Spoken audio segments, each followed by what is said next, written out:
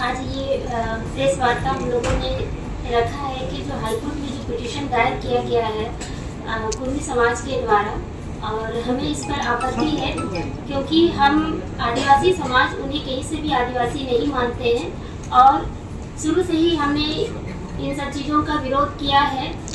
और सबसे बड़ी बात है कि वो हम जहाँ तक देख रहे हैं कि जो कुर्मी समाज है या कुर्मी समाज है वो माइग्रेट होकर यहाँ पर आए हैं। जिस तरह से हमारे झारखंड के आदिवासी उरांव मुंडा हो संथाल माइग्रेट होकर असम में गए हुए हैं, आज तक उन्हें आदिवासी का दर्जा नहीं मिला है, उसी तरह यहाँ के कुर्मी समाज जो माइग्रेट होकर आए हैं उन्हें आदिवासी का दर्जा कैसे मिलेगा। और आदिवासी का अर्थ ही होता है जो आदिकाल से वास कर रहे हैं, तो उन्हें आदिवासी का दर्जा कैसे दिया जाएगा। तो इस पर हम लोग जो जिसको आधार बनाकर 1913 और 1931 का जो जनगणना का आधार बनाकर वो लोग जो कोर्ट में पिटीशन डाले हैं, हम लोग भी इंटरवेनर बनकर इस पर हम लोग आपत्ति दर्ज करेंगे और कोर्ट में हम भी लड़ाई लड़ेंगे। देखिए, इसमें स्पष्ट करना चाहेंगे, आज़ादी से पहले एसटी नाम करके कोई कॉलम हुआ नहीं करता। पहला बात, जो शेड्यूल ट्राइब का जो लिस्ट बना है, जो शेड्यूल ट्राइब एक अलग कैटेगरी बना है, वो आज़ाद होने के बाद बना है। दूसरा बात, इनके द्वारा जो दावा किया जाता है कि 1913 और एक 1931 वाला जो दावा किया जाता है, वो भी मैं डॉक्यूमेंट्स लेके आया हूँ। इसमें देखिएगा कि वो एक स्पष्ट इससे नहीं होता है कि ये आदिवासी का ही सूची है या कुछ अलग एक स्पेशल अलग से सूची नहीं निकाला गया था। इसमें यही कहा गया कि ये जो कम्युनिटीज है वो इंडियन सक्सेशन एक्ट 1865 से इसको अलग रखा गया है। इसमें स्पष्ट रूप से देखिएगा तो यही केवल लिखा हुआ है। इसके अलावा इसमें ये स्पष्ट नहीं होता है कि यही समुदाय आदिवासी है या नहीं है। जैसे पीसी मुर्मू सर ने कहा कि बाद में अध्ययन करने के बाद में हटाया गया बहुतों को, तो बाद में अध्ययन करने के बाद पता चला गया कि इसमें हो सकता है कि कुछ त्रुटियां थी जिसके वजह से जो इंडियन सक्सेशन एक्ट 1865 है उस लिस्ट में इनको एक्सेप्टेड कैटेगरी में डाला गया। तो ये सिर्फ आप इसी आधार पे कहीं से भी नहीं लड़ सकते, बल्कि जो लोकुर कमेटी का जो रिपोर्ट था, लोकुर कमेटी जो पांच कैरेक्टर 6 होना चाहिए आदिवासी में, वो टीआरआई भी इसमें विशेष रूप से, बल्कि इनका टोटेम के ऊपर भी रिसर्च किया गया। जो टोटेम ये बताते हैं उसमें टीआरआई का रिपोर्ट में स्पष्ट कहा गया है कि वो ऋषि और मुनि से जुड़ा हुआ है। तो ये सारा कुछ एकदम पॉइंट बाय पॉइंट अच्छी तरह से ये क्लैरिफाई किया गया। फिर भी लेकिन अगर एक होता है ना कि जबरदस्ती पॉलिटिकल प्रेशर बना करके, हम आंदोलन करके, पॉलिटिकल दबाव बना करके मेरा जनसंख्या ज्यादा है तो हम शामिल करवा ले, बस ये वही है और इससे ज्यादा और कुछ नहीं। उनको क्या कहते हैं, घुमंतु जाके जो घूमने वाले उनको इनपुट किया गया था, बाद में स्टडी किया गया। तो इनका जो बेसिक कैरेक्टर है, जैसे कि अभी टोटल की बात होती है तो टोटल जो होता है ट्राइबल का, जैसे शशि ने बताया कि ऋषि मुनि का टोटल और जितने भी ट्राइबल फुल ट्राइबल है उनका जो टोटल प्रकृति के साथ पशु पक्षी जितने भी मनुष्य आप जानते हो और स्टोरी है उसका। अच्छा, शशि पन्ना जी, एक सवाल, आपने खुद भी कहा कि ये पॉलिटिकल एक इशू है, तो इनके समाज से एक बड़ा आंदोलन चला है जेपी केसेस के नाम से, झारखंडी भाषा कल्याण संघर्ष समिति से चुनाव आयोग ने एक नया नाम दिया है। सभी को चुनाव लड़ने का अधिकार है, चुनाव लड़ रहे हैं, हमारी तरफ से शुभकामनाएं हैं, लेकिन ऐसा कोई थ्रेट नहीं है। आदिवासी समाज एक है और एक होकर के लड़ा है। आदिवासी हमेशा से लड़ते आए हैं। अब उनका चुनावी है, उनका पार्टी है, उनका चुनावी मुद्दा है, उस पर हमको इंटरफेरेंस नहीं करना चाहेंगे। आदर्श आचार संहिता भी लागू है, हम शुभकामनाएं ही देना चाहते हैं, लेकिन आदिवासी समाज को कहीं से कोई थ्रेट नहीं है। आदिवासी पहले से गोलबंद है, आदिवासी एक है। पहले भी आंदोलन हुआ था, चाहे वो 2018 में आप देख लीजिए, और अभी 2023 में भी हम लोग लगातार आंदोलन की मूड में थे। आंदोलन छोटे छोटे जगह में, गाँव और ब्लॉक स्तर पे आंदोलन हुआ था। तो आदिवासी एक है, इससे आदिवासी को भयभीत होने की लिए जरूरत नहीं है। हाँ, आप इससे हट करके आप मांग कीजिए कि अगर आपके समाज को आगे बढ़ाना है तो आप सरकार से मांग कीजिए कि कोई स्पेशल कुर्मी डेवलपमेंट प्लान बनाए, जिससे कि उनका सामाजिक, आर्थिक और शैक्षणिक रूप से उसका विकास हो सके। हम भी उस मांग का समर्थन करेंगे, आखिर वो भी हमारे ही मूलवासी भाई है। हम लोग खुद लड़ना नहीं चाहते, हम लोग भी आपस में समन्वय बना करके यहाँ पर स्थापित करके काम करना चाहते हैं। और ये इतिहास ही रहा है झारखंड में इतिहास रहा है कि जो झारखंड आंदोलन था उसमें सभी झारखंड के आदिवासी मूलवासी का बड़ा योगदान रहा था, उसमें उनका भी योगदान था। 1980 के दशक से 1980 से लेकर के 2000 के बीच में अगर इतिहास निकाल के देखिएगा तो उनका भी योगदान था झारखंड आंदोलन में।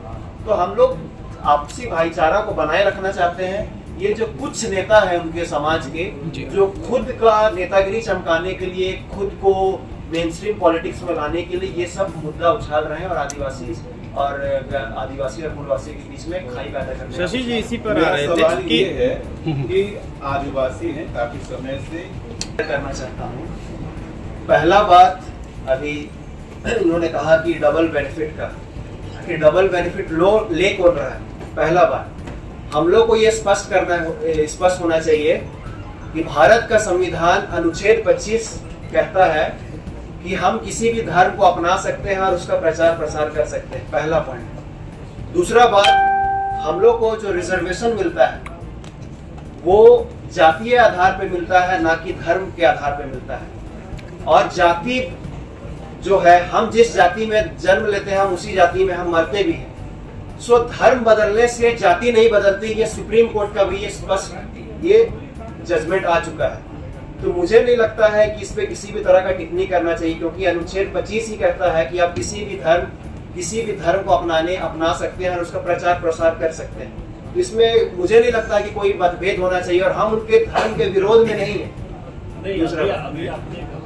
नहीं, ये इस बात को मैं स्पष्ट करूं, जो धर्म स्थल है या पूजा पाठ है सब अलग है।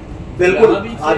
आदिवासी जो मूल रूप से देखेंगे, पहले से आदिवासी प्रकृति के पुजारी है, प्रकृति का पूजा करते हुए आ रहे हैं। और उनका जो पहले से है वो पहले से ही वो हिंदू धर्म को पालन करते हुए आ रही है। अभी का बात नहीं है, ये हजारों वर्षों से। तो उस बात को लेकर के ये क्लैरिफाई किया गया था कि आदिवासी जो है वो प्राकृतिक पूजक है, कुर्मी जो है वो मूर्ति का पूजा करते हैं, वो हिंदू धर्म को अपनाते हैं। बस इस बात को लेकर के इसमें हम लोग के बीच से ये रखा गया था और इसके अलावा कोई बात नहीं रखा गया है। शशि जी, अभी आप जिक्र कर रहे थे कि दोनों समुदाय को लड़ाने की कोशिश की जा रही है और मणिपुर जैसी स्थिति पैदा करने की कोशिश की जा रही है। वो कौन है वो कुछ लोग जो ऐसा कर रहे हैं? देखिए, कुछ लोग कौन है आप जान रहे हैं। कुछ हाईकोर्ट में केस आया है, कुछ मीडिया के सामने खुल करके जो आंदोलन का नेतृत्व कर रहे हैं, मैं उनका नाम नहीं लेना चाहूंगा, लेकिन ये कुछ ही लोग हैं। कुछ लोग के द्वारा ये समाज में ऐसा भ्रम की स्थिति पैदा हो गई है। और यहाँ पर देखिएगा, झारखंड के अधिकांश लोग गांव में रहते हैं और गांव के लोग ज्यादा जागरूक नहीं है। उनके नेता जैसे उनको फीड करते हैं, जैसे उनको बयान देते हैं, उनके बारे में उनको बताते हैं, उसी तरह से लोग उनको सीखते हैं, जानते हैं और उसके बाद अपनी मांग को सामने रखते हैं। तो ये कुछ लोगों के द्वारा ही किया जा रहा है। इसमें मैं किसी का व्यक्तिगत रूप से मैं नाम नहीं लेना चाहूंगा। और इस बात को लेकर के मैं उनसे भी मैं ये कहना चाहूंगा कि इस तरह के जो भाईचारा को जो खत्म किया जा रहा है, ये सब मुद्दों से ऊपर उठ करके झारखंडियत की बात करें। झारखंड में और भी अन्य बहुत सारा मुद्दा है। 24 साल हो जाने को है झारखंड का, लेकिन आज भी झारखंड का स्थिति वही है। तो हम लोग को ये सब मुद्दा से ऊपर उठ करके झारखंड आगे कैसे बढ़े इस पर विचार करना चाहिए, ताकि हम लोग का सबका मिलजुल कर आर्थिक, सामाजिक और राजनीतिक विकास हो सके। सर, एक सवाल था। कोई भी समाज की मांग नहीं है कि आदिवासी बनाए, कुछ नेताओं की मांग है। इसके पीछे का मकसद समझना होगा। आजादी के 70 साल के बाद पिछले 4-5 सालों से ये मांग क्यों किया जा रहा है? ये मांग स्वतंत्रता के पहले होता या उसी समय बात होता तो बात अलग था, लेकिन लंबा समय बीतने के बाद कुर्मी या कुर्मी समाज के लोगों द्वारा ये मांग कभी नहीं किया गया, लेकिन चंद नेताओं के द्वारा ये मांग किया गया कि आदिवासी बनाए गए। इसका एक ही मकसद है कि कैसे जल जंगल जमीन और आरक्षण, खासकर यहाँ के विधानसभा और लोकसभा सीट पे पहुंच सके। कहीं न कहीं जो संविधान के द्वारा आदिवासियों को जो रिजर्व आरक्षण दिया गया है, उसमें आना कहीं न कहीं कुर्मी नेताओं को लगता है जिससे मेरा हित हो जाए। मैं हमेशा कहता हूं कि आप जो समाज से हैं, आप अपने को शिवाजी का वंशज बोले, आप राजा भोज का वंशज बोले, पटेल का वंशज बोले, आपने क्षत्रिय महासभा का गठन किया। कहीं न कहीं आपका संबंध क्षेत्रीय समाज से रहा है और जिस रूप में आपने आपको दिखाने का प्रयास किए हैं, लेकिन झारखंड बनने के बाद विगत 4-5 सालों में कुछ कुर्मी समाज के नेताओं द्वारा ये माहौल क्रिएट किया गया कैसे हम आदिवासी बने, लेकिन कहीं ना कहीं ये आपसी तनाव उत्पन्न करेगा।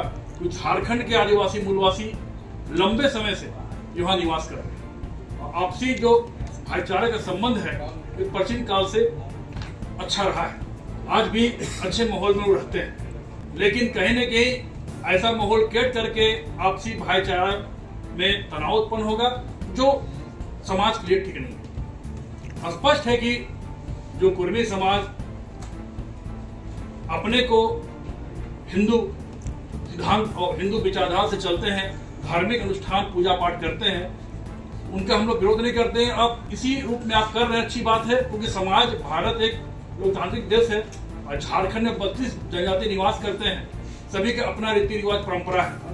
कुर्मी समाज का भी अपनी रीति रिवाज परंपरा है, इसमें हम लोग दखलंदाज नहीं करते। लेकिन जब समाज का बात, जब आदिवासी समाज में हक का बात होगा, हक अधिकार का बात होगा, आरक्षण पे विधानसभा लोकसभा का बात होगा तो हम लोग जोरदार विरोध करेंगे। और ये समाज बहुत ही सहनशील समाज है।